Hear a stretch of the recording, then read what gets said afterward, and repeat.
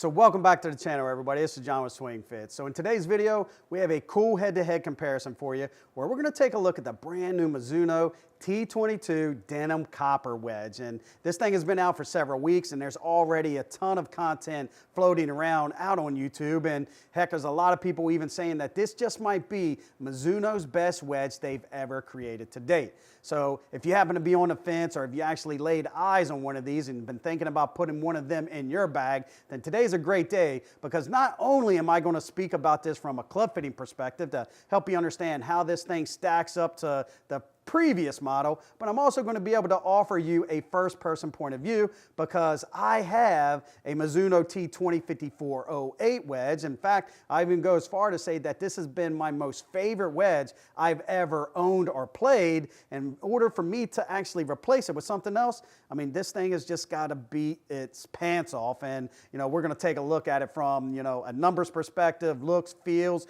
and features. And by the time this video is over, you should be armed with enough information to make the decision yourself if this is something you should put on your short list. So without further ado, let's jump in.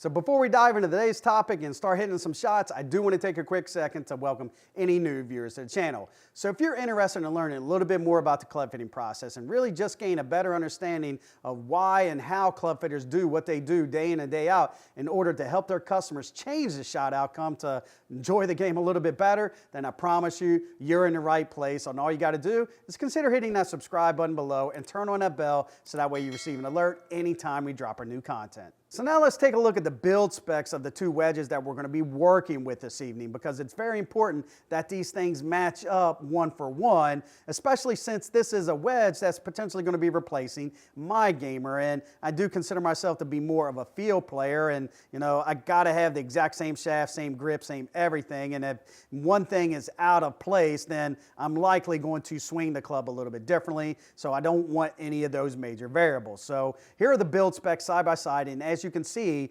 it's a carbon copy, right? Exact same length, exact same shaft, exact same swing weight, same loft, same bounce, right? It's just everything is picture perfect, identical. The only major difference is that of grind. And, when you look at the bottom of the soles, you can definitely see it. Right? Last year's T20 was a little wider and it actually had a little bit more heel and toe and trailing edge relief, and it was more of a classic C grind, which I absolutely loved and found it to really allow me to be creative around the golf course and manipulate that face to pull off a number of shots. And the D grind looks like it just might be a little limited there. So, that might be a factor in real world situations, but for all intended purposes in tonight's testing, it's not going to be a factor because we're just hitting full stock straight swings. So guys, let's take a look at the baseline shots with the T20 and see how it's performing. So an important aspect that we can't overlook is the golf ball that you're using when you're testing wedges,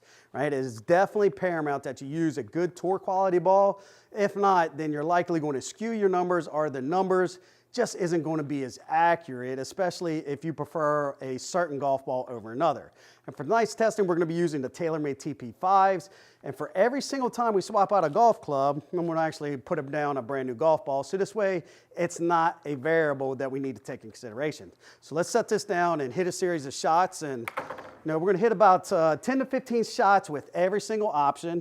And we're going to keep out the 5 best shots. So let's see if we get 5 good ones here.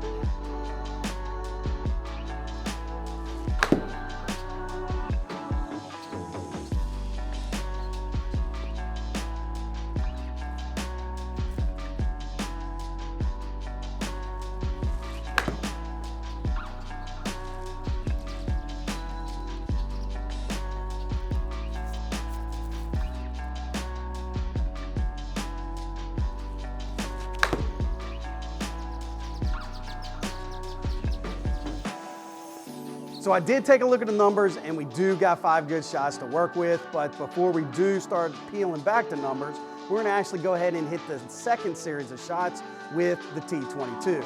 So exact same setup, same everything, just a T22 head, and we got our brand new TaylorMade TP5 golf ball. So let's hit a series of shots here while we're still in swingy mode, and let's see what happens.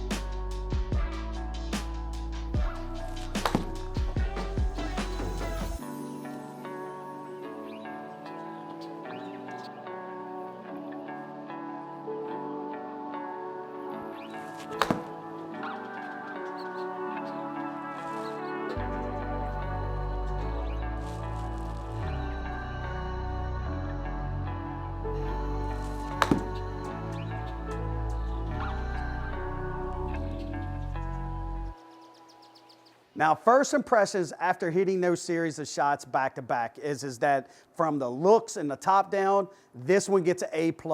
I'm definitely digging the copper finish, even much better than that of the blue finish that they had from a season ago. And I like it even better than the black satin finish that you will see in other competitors' wedges. This is definitely a unique wedge in itself, and it is supposed to patina over time. Now, only time will tell if it's durable and it holds up to the elements, especially in bunker plays and just protecting that finish, throughout. But, fingers crossed, I'm really hoping that it is very durable because it does look beautiful. Now, in regards to feel, hands down, this is the softest feeling wedge I probably ever hit. It's just something about the material, something about the finish, and Mizuno is definitely doing something different than any other wedge company that's out there. I mean, if you ever compared the T20 against the SM8s, you know that the T20 was a lot softer than the SM8s. This is even softer than that of the T20s. So can you imagine hitting the T22 versus the SM8? It's going to be like night and day, and I like that buttery soft feel, and just it's a testament to Mizuno's design characteristics, the material they're using, and now the finish that it is. So A+ for looks, for feel, A+, but the question now remains is, do the numbers match up? So let's take a look. Now, when we take a look at the numbers here, there's definitely something that I'm not seeing that other YouTubers has reported, and heck, even Mizuno is claiming that the new T22 Wedge should spin more than that of the former T20. In fact, I'm seeing the exact opposite. So let's take a look. When you look at the backspin column, line by line, the 2 highest spinning shots was clocking in at 11,000 with the T20. The lowest spin was 10,435. And when you compare that to the T22, the lowest was 99.49 and the highest was 10.842. So never once was I able to cross over 11,000 with the T22, and heck, even launch was a little bit lower in the T22. And when you look at the peak and the carry, I mean, it's a dead even wash almost, right? 66 versus 64 versus 98 versus 97. So at this stage of the fit, I'm just as well to stay in the T20 from a performance perspective because it actually did a little bit better, and there's really no bang for my buck just by upgrading to the T22. The only 2 reasons at this point would be for the looks and the feel, and those are really important, but if I'm just making a buying decision based off of performance alone, I'm probably going to stay the T20. But there is one more test that we have to run to ground because there's this other bold claim that Mizuno is making, and that is that they have the ability with this new finish to actually, protect spin in wet weather situations. Now, guys, this is the test I've been wanting to try, and that is to compare the spin resistance when the golf ball in the club is wet. And unlike some of the other videos where they'll actually get a water bottle and spray the surface, actually I got a little thing of water here on the ground, and I'm gonna actually submerge the golf ball and dip the golf club on every single shot. So there's gonna be no question of whether or not if the ball in the club is saturated, and we're gonna find out once and for all, is there any new spin protection in the brand new T22? So first up is trusty T20 Wedge, and let's give them a shot here. So brand new TP5 ball, dip it here in the water, and let's soak the club and hit some shots. Start it up.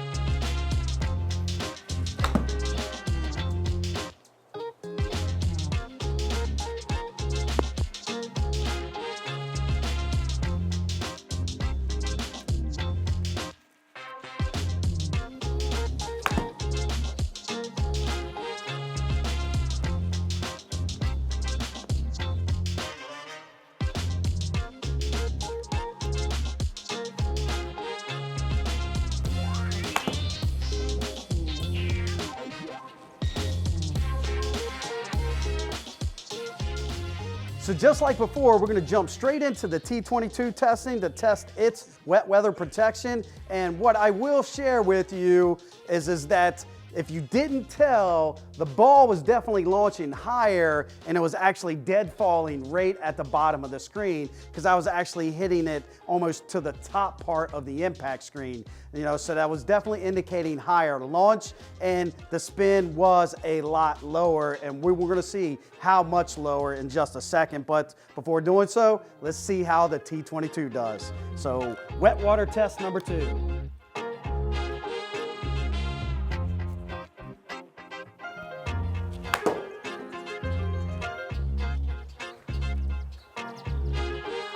Start it up.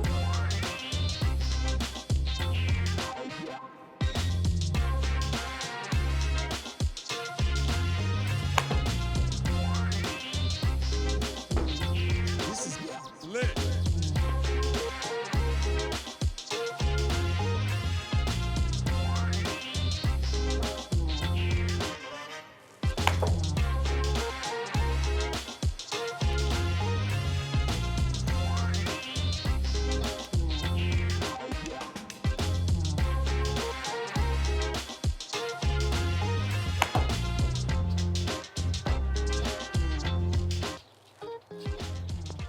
Now, this for sure was a very interesting test, and I am pleased to state that the T22 lived up to those bold claims. It protected spin in the same wet weather situations. And when we take a look at the backspin columns, just take a look. The average spin for the T20 was 7,500, and when you compare that to the T22, checking in at 8,400, that's like 1,000 RPMs of spin protection under the same conditions. And that's pretty night and day difference. And when you compare those numbers against the original numbers, right, you're only having a 2,000 RPM spin degradation with the T22 versus the T20 was almost 3,000 RPMs of spin difference. And you guys, if anytime you can be able to control spin in any type of situations, you can just be able to control the flight conditions, the launch characteristics, and being able to still get it tight to that hole, and that is the name of the game. And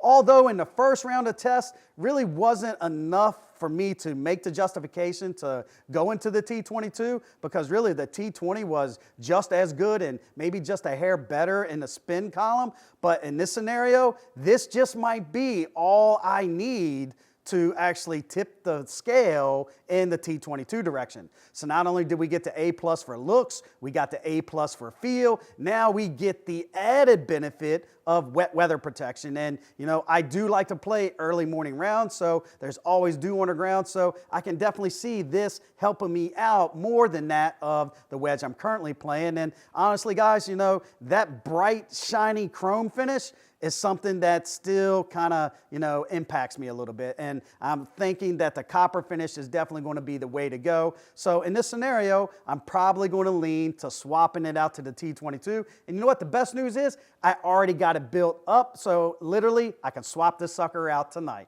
So in closing and as a quick recap, you know, the T20 and the T22 in dry conditions, they are very similar to that of one another. So if you are on the fence and if you happen to own a T20 wedge, really the only big difference in here and why you might want to consider going with the T22 is if you are looking for a different finish. Maybe you got the chrome finish and just like myself, you get turned off on those bright sunny days, and you know, here going with a duller copper finish would be a true benefit for you.